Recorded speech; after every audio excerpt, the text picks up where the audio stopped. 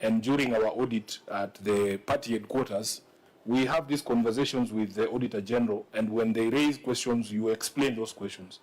Governor, your team might be letting you down.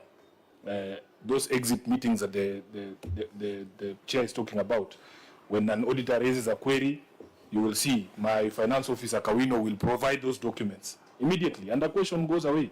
So the greater question, according to the Auditor General, is yes, these guys are suppliers for the county. They did the job. What is the current situation now? After these contracts or these payments were voided, were they finally paid? Or this is now part of the KISI pending bills? That's a question I would ask my people. Were they finally paid? Chacha. Yeah, because this is tea and mandazi money. 17,000, 12,000, 10,000. Those are hustlers. Chair, a payment is only possible when it has an approval of the controller. These payments were Chacha. They were not paid, Chair. Up to today, they have not been paid. That's the answer we are looking for, please. Let us not complicate matters. So what is the reason? What usually follows, like after my payment has been voided as a supplier, what usually happens? What sort of like process follows? What happens? You're stuck. Chacha. It is rebudgeted, Chair. So it has been rebudgeted? Correct, Chair. So if we look at your current budget, we will see provision for this payment. You have your budget here? It's not here.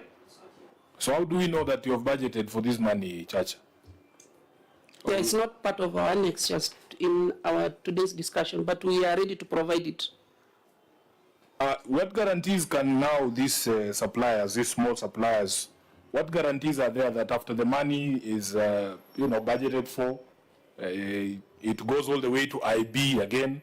What guarantee is there that you will not void these payments this financial year again? Chair, probably when the auditor will be, as you will be directing, will be revising those voided, you will be able to pick those ones that we've already budgeted and maybe those we've already paid the current financial year. The question was, what guarantee can you give these suppliers that this time around their payments will not be voided? That you will take it all the way to IB and request for the funds from the control of budget? What guarantee can you give them? Chair, we can all give an undertaking that will pay them. You can't or you can? We can. We can only give a guarantee that the payments will be made to them. Not sure I'm understanding what this is. Senator Sifuna, I am frustrated because this is not the kind of conversation that in Nairobi language you say it's not the kind of conversation that turns me on.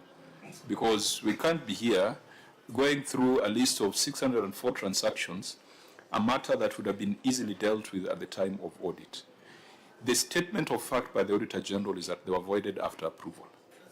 That is a statement of fact. Everything else is speculative. Everything else is speculative.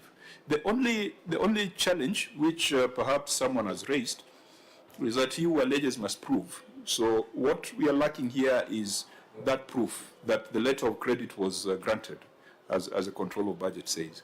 If we are able to get that established, then this is outright theft of public resources.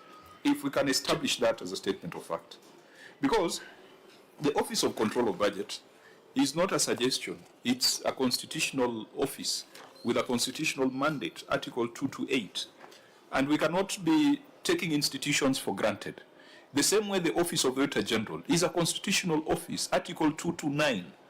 Their job is to report to us whether public funds are being used lawfully and effectively.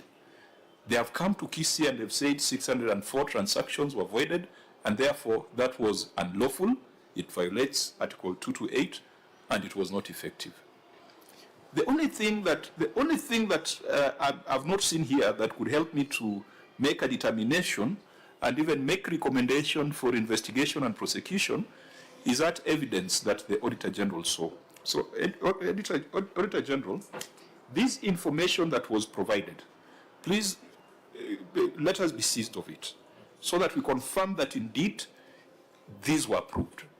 And if we get that information, then people like Chacha belong to prison because they've come here to mislead the Senate and they've come here to tender falsehoods in terms of evidence. So I think, members, we need that visibility that the Auditor General has. We cannot depart from this position. Thank you, Chair. Chair, among the voided transaction, is Chacha his own, I think, allowance if you check there.